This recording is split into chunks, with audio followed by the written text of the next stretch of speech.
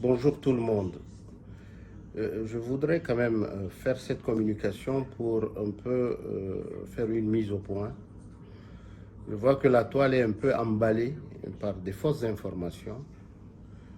Ces fausses informations sont distillées, je ne sais pas pour quel objectif, mais je voudrais rassurer les uns et les autres qu'il n'y a jamais eu de tentative ou de menace d'assassinat sur la personne, le compatriote Takilal Ndolassem Hilaire. Nous sommes tous venus au Qatar dans un seul but, trouver la solution idoine qui puisse nous permettre d'amener notre contribution au dialogue national inclusif et faire sortir notre pays, le Tchad, de la situation dramatique à tout point de vue qui existe.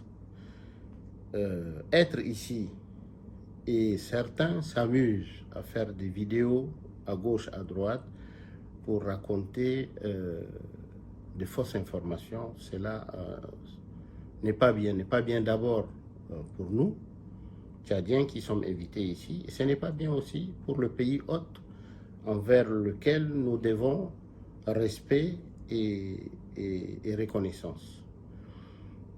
Nous sommes à une phase de ce dialogue-là. Les groupes, comme vous le savez, tous les médias l'ont dit, ont travaillé d'arrache-pied, groupe du Qatar, de Doha, de Rome, et tout a été transmis au pays médiateur. Nous attendons maintenant l'autre phase qui puisse permettre à ce qu'on puisse entrer dans le vif des négociations.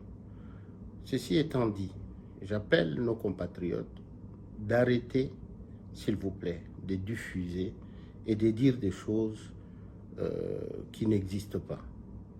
Ceux qui veulent faire la publicité de leur personne, ici ce n'est pas le lieu ni l'endroit. Ceux qui veulent le faire n'ont qu'à rentrer dans leur lieu de résidence respectif et ils peuvent raconter ce qu'ils veulent.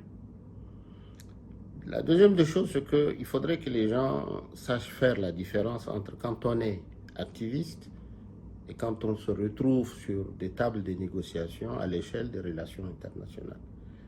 Cela diffère à tout point de vue et allons-y avec le respect envers les uns et les autres et le pays hôte pour qu'on puisse ensemble défendre les positions pour lesquelles nous sommes venus. Je vous remercie.